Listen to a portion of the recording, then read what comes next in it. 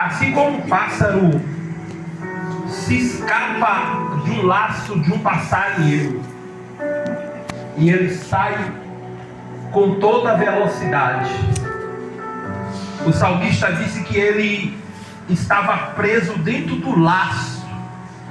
Israel estava presa dentro do laço do passarinheiro, mas o laço foi quebrado. Daniel estava dentro da cova. Misael, Ananias e Azarias estavam dentro da fornalha. Mas há livramento de Deus para minha casa e para a tua casa. Há livramento de Deus para a tua alma e para a minha alma. Jonas estava na maior profundidade dos oceanos, dentro de um grande peixe, se sentindo dentro do inferno.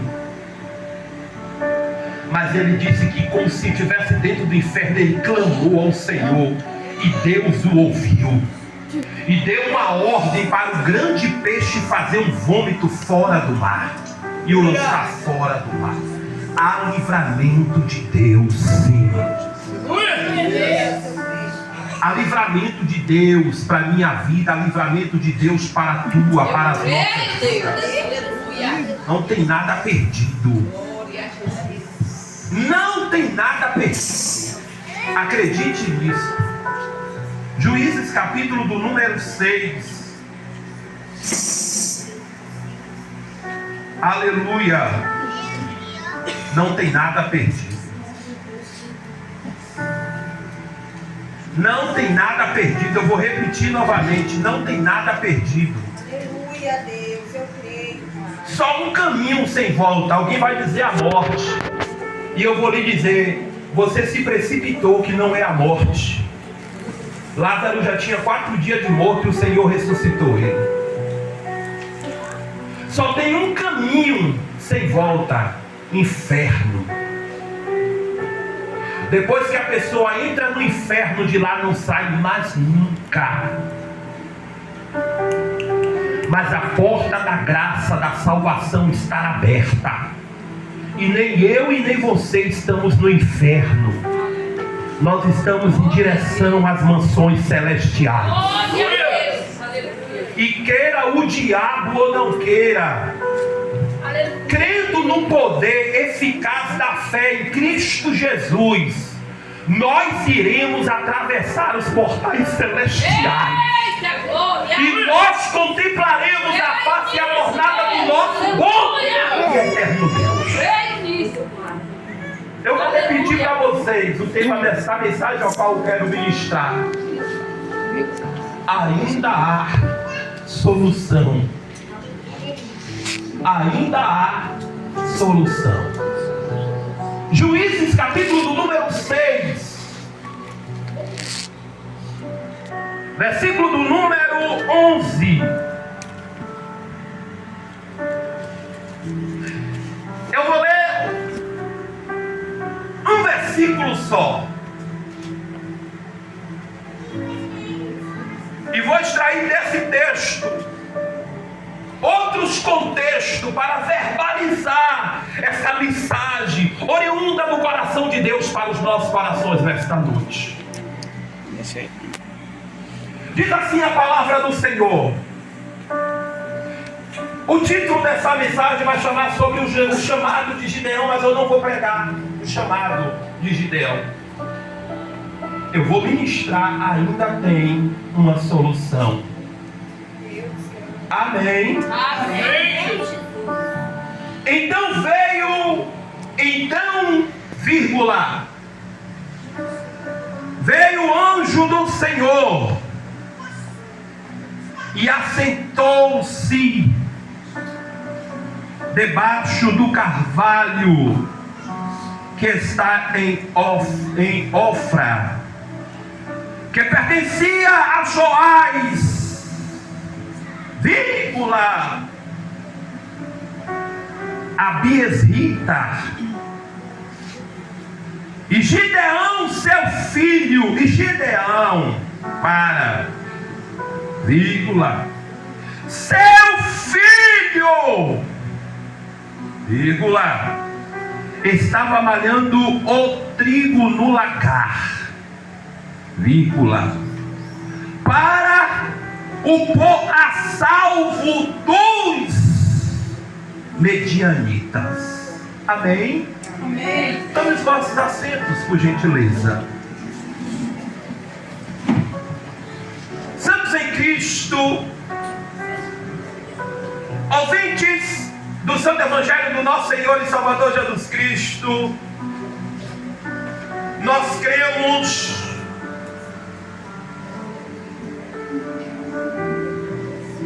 no poder sobrenatural de Deus através da nossa fé. Deus opera prodígios, Deus faz maravilhas, porque Ele é o Todo-Poderoso, que tanto nele está o querer quanto o efetuar.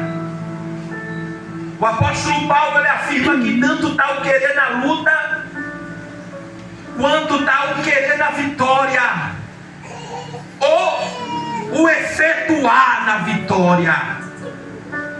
Tanto está o querer no choro quanto o efetuar na alegria. Tanto está o querer na doença quanto o efetuar na cura. Tanto está o querer na queda quanto o efetuar ao levantar. Porque Deus é inigualável, Deus é inconfundível, Deus é imutável. Eu quero que os santos agustos fiquem bem atentos com as vossas audições nesta introdução a qual eu estou fazendo nesta hora, para decorrer do meio da mensagem os santos se lembrarem da introdução desta mensagem. Porque em Deus está o querer e o efetuar. Porque em Deus passamos lutas e ao mesmo tempo vitória. Porque em Deus um dia nós estamos bem e outro dia estamos maus. Porque em Deus um dia nós estamos no monte e outro dia estamos no vale. Porque em Deus um dia nós estamos alegres e outro dia estamos tristes. Porque em Deus nós fazemos proezas. Porque em Deus há toda a estabilidade emocional de qualquer homem ou qualquer mulher que se refugia nele. Em Deus está toda a minha estabilidade emocional. Eu rogo a Deus e Deus traz equilíbrio emocional. Eu rogo a Deus e Deus traz equilíbrio psicológico. Eu rogo a Deus e Deus lidera o governo que há em mim. E quem é o governo que está em mim? A minha alma. A alma não é simplesmente mais uma composição da tricotomia corpo, alma e espírito, mas a alma é o governo do homem.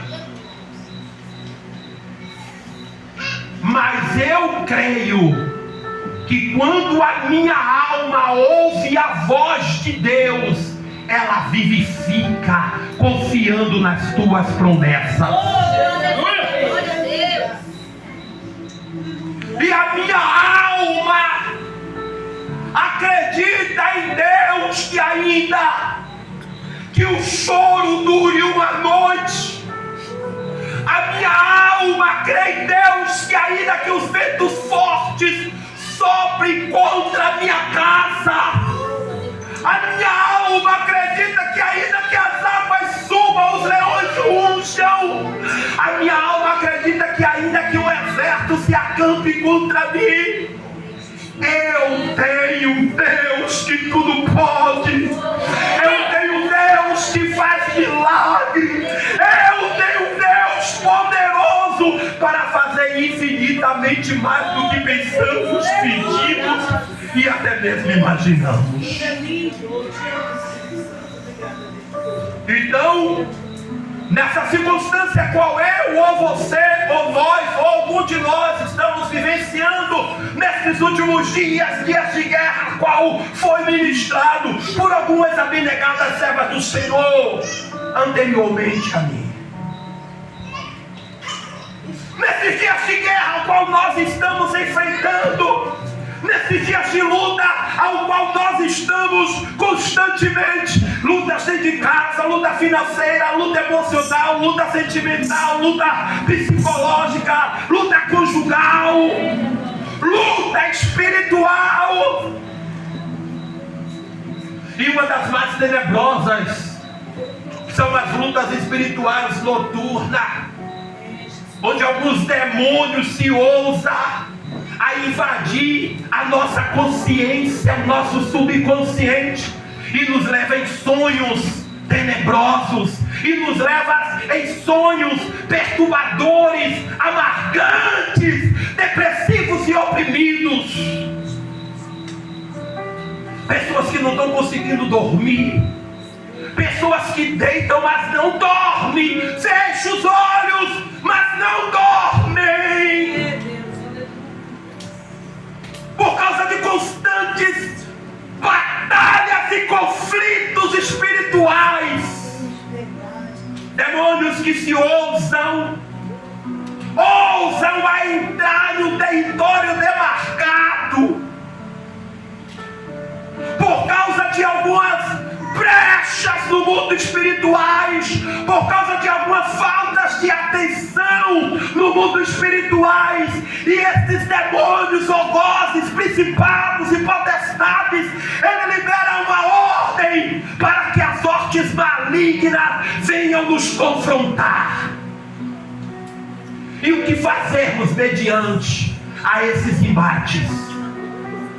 E o que fazermos mediante a estas guerras, a esses conflitos que a alma gera dentro de nós, a essas confusões, que nós não sabemos às vezes nem mais o que fazer? Fugir, se esconder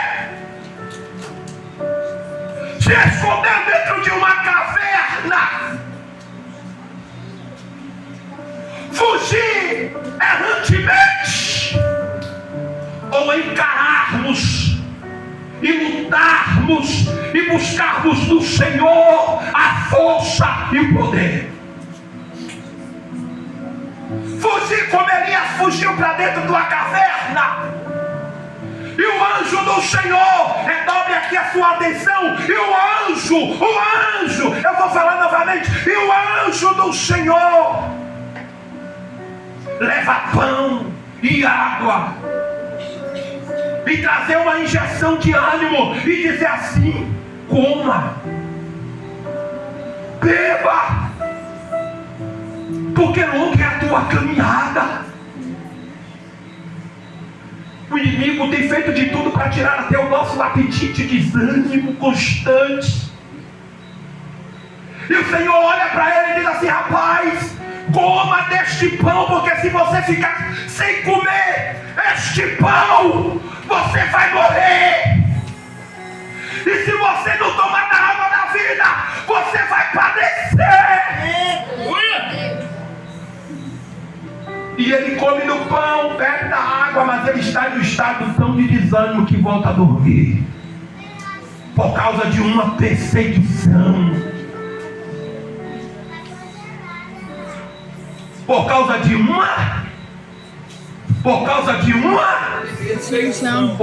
uma perseguição implacável. Jezabel disse assim: como ele matou os 850 profetas, eu vou arrancar a cabeça dele, eu vou acabar com ele. E ele sai errantemente pelo deserto. Olha para mim, não fuja. É isso que o diabo, é isso que o seu vizinho, É isso que aquela encrenqueira, contendeira, é isso que aquele dissimulado ou aquela dissimulada quer que você faça. Fuja. Abandone tudo. Pare. E o Senhor está dizendo: não vai fugir, não vai retroceder. O mesmo Deus que te deu vitória quanto para você vencer 850 profetas ou falsos profetas, vai ser o mesmo Deus que vai te dar vitória para você derrubar Jezabel e qualquer uma que se levantar contra a tua vida. Agora isso vai depender do seu estado emocional. E isso vai depender da sua intimidade com Deus. Isso vai depender do seu vigor. Os que esperam no Senhor renovarão nas suas forças, subirão com asas como de águia, correrão e não se cansarão, e andarão e não se fadigarão. Vai depender de mim e de você. Eu pedir a Deus para renovar as minhas forças, ou eu pedir a Deus para parar. Eu não prego mais, eu não canto mais, não vou mais para a igreja, não vou me envolver mais com ministério nenhum. Eu agora... Ou você vai dizer: Deus, eis-me aqui porque eu acredito no teu chamado. Eu acredito no que o Senhor me prometeu. Isso vai depender do seu estado emocional. Por que tantas pessoas estão recuando? Porque colocou na cabeça que Deus não está mais com ele. Porque colocou na cabeça que não sabe orar. Ele só confia na oração do pastor. Ela só confia na oração da missionária, do missionário, e não confia nem na sua própria oração. Que incredulidade é esse? A ponto de você não mais acreditar que Deus ouve a tua oração. Qualquer movimento, qualquer pregador de fora, qualquer missionário de fora, eu falava isso diretamente da igreja. A gente pregava, expulsava demônio até que não tinha. Demônio que tinha e o que não tinha. E quando terminava o culto, o povo ainda estava de fila pedindo mais oração. O povo ainda estava de fila: ore por mim, ore por mim, ore, porque já não acredita mais nas suas próprias orações. Já não acredita mais na sua própria fé. Depende de alguém orar por ela ou por ele. Mas eu sei que a oração do justo vale muito na sua eficácia. Mas você também é justo. Justo em Cristo Jesus, mediante a fé. Aí o povo se corrompe. O povo se corrompe. Já não quer mais intimidade com Deus, já não quer oração com Deus, já não quer levantar de madrugada e nem jejuar e nem consagrar, já não quer mais nada. Então os inimigos vêm. Os inimigos invadiam as plantações de Israel como se fossem gafanhotos. Eles vinham como um bando de ladrões, levava tudo. Você pensa que só levava, que nem você já aprendeu e já ouviu? Você pensa que eles só entravam na colheita e levavam só a colheita? Que nada. Lê aqui o capítulo 6. Eles arrebentavam, levava tudo, levava camelo, levava cabra, levava boi, destruía. E você sabe o que esse povo estava fazendo? Saíram do lugar da bênção e foram para o lugar da maldição. Onde foi que o anjo desceu? No versículo ao qual eu li, onde foi que o anjo desceu? Onde foi que o anjo sentou? O anjo sentou debaixo de um carvalho. Carvalho aqui quer dizer justiça. Você sabe o que eu vejo hoje? Nesses últimos dias? Pessoas que já não têm mais aptidão para encarar as lutas cotidianas.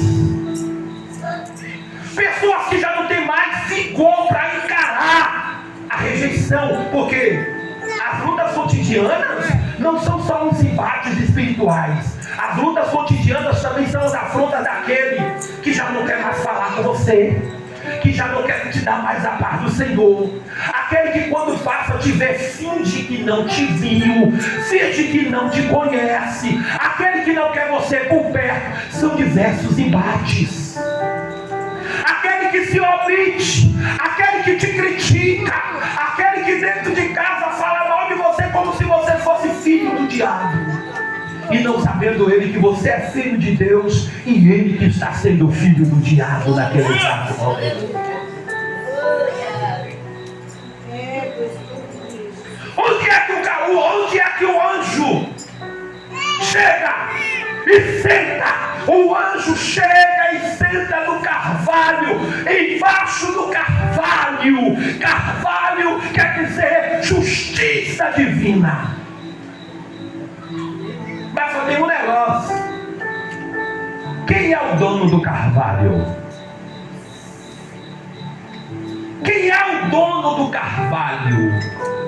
É Gideão? É Maria? É João? É Joás? E onde que ele estava? Onde que ele estava? Malhando trilho.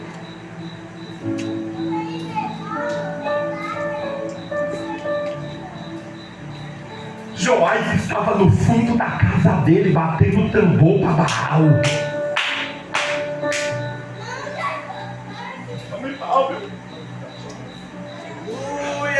O dono do carvalho, no fundo de casa, levantou um altar para Baal, e oferecendo orgias, e oferecendo sacrifícios para Baal.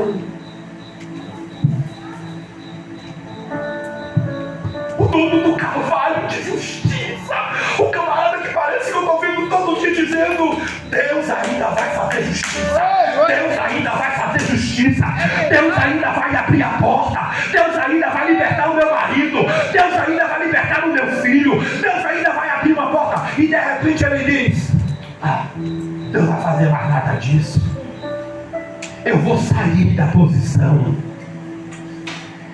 Vocês se lembram do início da introdução dessa mensagem, santos? Eu disse para vocês: fiquem atentos.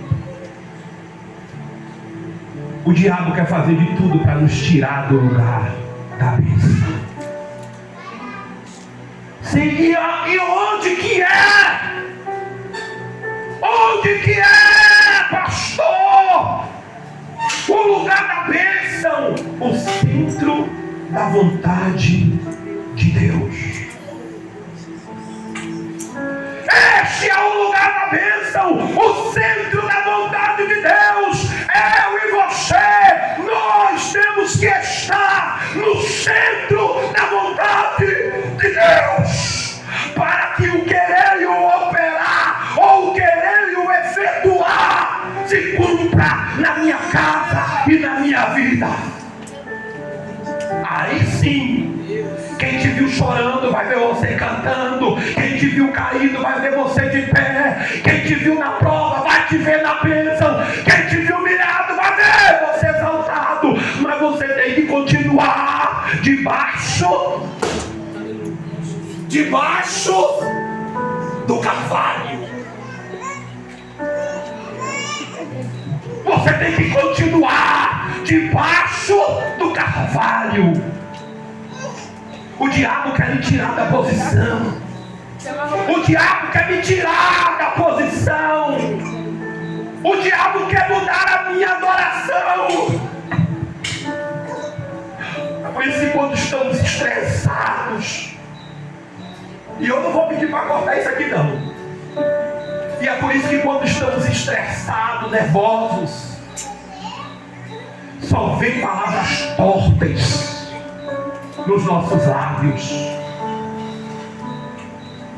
Quando estamos irritados com a vida, estressado com fulano ou com fulana. Só vem palavras torpes, muitas das vezes, dos nossos lábios, e vontades tenebrosas. Vontades tenebrosas. Eu vou lá, vou pegar na goela daquela barriga que você entendeu. Eu vou lá na goela daquele filho da pet que você entendeu. Mas que cor é essa? E aí o diabo fica dizendo: mudei a posição dela. Vocês são inteligentes e vocês viram mudar as letras das palavras. Mudei, tirei ele ou ela do foco. E agora? E agora? Aí muitos começam a ouvir música, outros vai lembrar de quem ele mais gostava. Hoje eu estou injuriado, eu vou ouvir o dia todo Zé de Camargo. Eu vou ouvir o dia todo fulano ou fulana. Muda a adoração. E a Bíblia diz que de uma fonte não pode jorrar, de uma árvore não pode gerar, mas o inimigo cria. O diabo cria esses conflitos emocionais. E o nosso estado de humor altera constantemente. Todo mundo sabe disso. Até uma criança hoje está se estressando. Até as crianças estão se estressando. Eu ouvi uma mãe falando que o bebezinho dela de 6 meses, qualquer coisa se estressa. Quando está tomando a mamadeira, e se a mamadeira cai 2 vezes da mão dela, ela chega e bate as pernas. Imagine quando esse trem crescer, pastor. Imagine quando esse trem crescer, se não for polida, se não for lapidada. Imagine aí, se vai levar meia dúzia para casa. Eu duvido ela levar meia dúzia para casa. Ela descasca a meia dúzia onde ela estiver. Mas a Deus pertence a justiça. A Deus pertence a justiça. Israel está fora do contexto, distante da comunhão plena com Deus, e o inimigo fazendo de Israel gato e sapato. Quem era o líder? Joás. Quem era a autoridade? Joás. Mas agora Joás está corrompido. Imagine a casa. Imagine a casa. Canca-rua andando, pombagira pisando, preto velho, chucaveira, sabe facada. Os demônios entravam, corria da porta dentro, de fora fora. Era bagunça só. Mas ainda tinha um dentro daquela casa que ainda Deus observava. Perdeu de dar glória. Ainda tinha um dentro daquela casa que Deus observava. A casa estava no inferno. E tem pessoas que estão assim. E olha como estou pregando para 1 milhão de pessoas e nem para 100 pessoas, que seriam fácil. Seria fácil uma pregação dessa. Se tivesse aqui 200 pessoas, no mínimo 30 já estava chorando. Porque isso é uma mensagem para levar para multidões de pessoas. Olha o assunto aonde Deus está falando: desestabilidade emocional, e desestabilidade espiritual, e desestabilidade familiar. A maioria de nós estamos vivenciando isso. Mulher que não tem comunhão com o marido, marido que não tem comunhão com mulher, mulher que não tem comunhão com o filho, filho que não tem comunhão com mulher, demônio que entra na casa, demônio que sai, demônio que bagunça, enfim, a série acaba com tudo.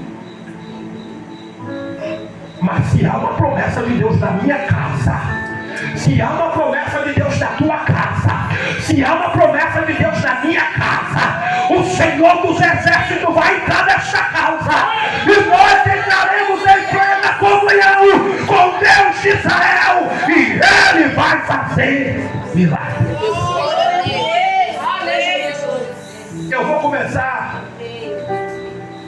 a parar um pouco essa mensagem porque eu ainda estou depois do meio dela. Mas eu vou ter que parar. E vocês são rápidos e vão entender de uma vez só. Quando o anjo do Senhor fala com ele está malhando no... E todo mundo sabe. E aí eu não gosto de pregar mais essa mensagem, porque 1 milhão de gente já pregou. Mas agora eu vou lhe dizer a revelação deste malhar trigo. Quem já viu semente de trigo? Pelo amor de Deus, irmão.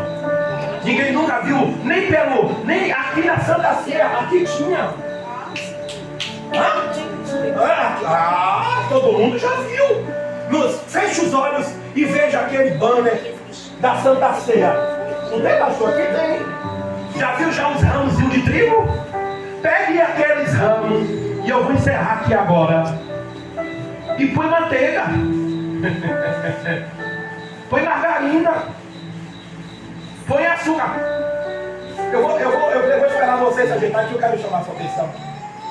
E eu paro aqui. Olha aqui. Segura aí.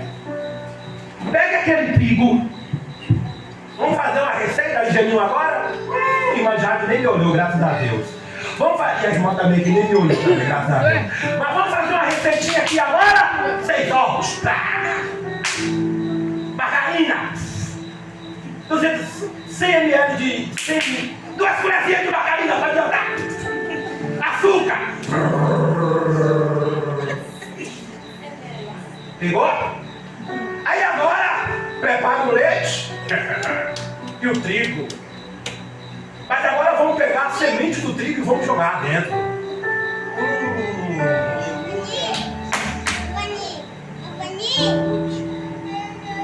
Pegou? Pegou não, porque se pegar você estava dando glória. Porque trigo na semente é só trigo. Trigo na semente é só trigo. Ele tem que passar no processo para virar farinha para ter utilidade. E aí, mamãe, me senti em casa agora. E aí, mamãe, aí é que dói. Por quê? Porque trigo não malha no lagar, mas sim na eira. No lugar alto. E poucos querem subir. Poucos querem ir para os montes para oração. Poucos querem ir lá no processo. E o processo é, vem cá, tá no trigo ainda? Tá no trigo ainda, não tem nada não. Vamos bater. Vamos bater. Bate. Joga na peneira. E agora que vem o processo. Vamos para a peneira. Vamos pro processo da peneira. E depois do processo da peneira, quem é bom na labuta, joga o trigo para cima. O vento bate, leva as palhas e o trigo desce novamente.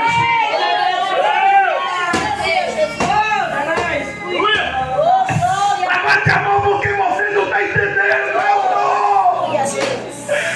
Enquanto isso tudo está acontecendo com a minha vida e com a tua vida, não é Deus dentro do lagar. Não, é Deus na eira, preparando, tirando a casca do trigo, do trigo e fazendo do trigo a farinha para que haja resultado na minha casa. Eu vou repetir. Não é nada de lagar. Fala pro teu irmão, não é nada de lagar. Porque é um lugar impróprio. Vai. Tem gente que fala que Deus escreve certo por linhas tortas, uma vírgula. E eu encerro. Deus não escreve certo por linhas tortas, não, irmão. Deus primeiro endireita a linha para depois escrever.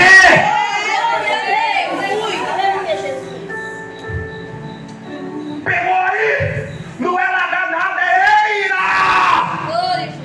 Isso é só um processo que o pastor Flávio está passando. Isso é só um processo se você acredita que alguém da tua casa, ou alguém da tua família, ou quem sabe até você mesmo está passando. E é nesse processo que aí você começa a dizer: o anjo de Deus, que é uma teofania, Deus em forma de anjo. E anjo de Deus dizendo assim, o nome da senhora, rapidinho, fala para mim rapidinho. Irmã Débora, Deus. E se eu fosse a senhora, pegava pela revelação da palavra: eu estou contigo. Deus é lindo. Morte, Jesus. Micael, eu não estou falando, não é pastor não. É o próprio Deus dizendo assim: eu estou contigo. Aleluia a Deus. Sim, Jesus. Mas a questão que eu encerro, a luta é tão grande que ele está dizendo: tu está comigo? Faz favor. Faz favor. E comigo, por favor. Tu está comigo? Aí eu estou. Nesse processo, fica de pé, que eu encerro isso aqui já.